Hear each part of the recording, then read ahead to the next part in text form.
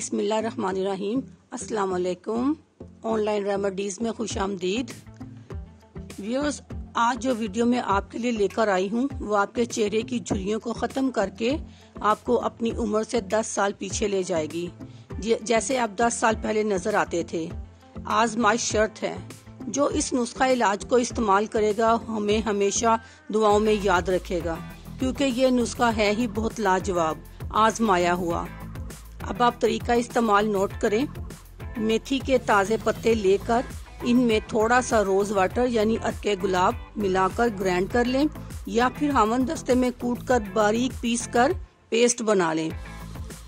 दोबारा बताती हूँ, मेथी के ताज़ा पत्ते लेकर इनमें थोड़ा सा रोज वाटर यानी अर्के गुलाब मिलाकर ग्राइंड करें, या फिर हामन दस्ते में कूट कर बारीक पीस कर पेस्ट बना लें और चेहरे पर लगाएं।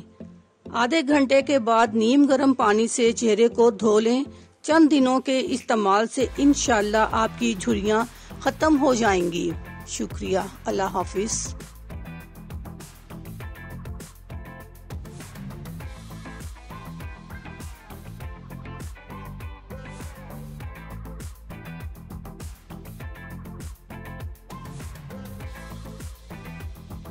अगर आपको हमारी वीडियो अच्छी लग रही है तो हमारे वीडियोस को लाइक करें और अपने सब दोस्तों से शेयर करें, और साथ हमारे चैनल ऑनलाइन रेमेडीज़ को सब्सक्राइब करना ना भूलिएगा।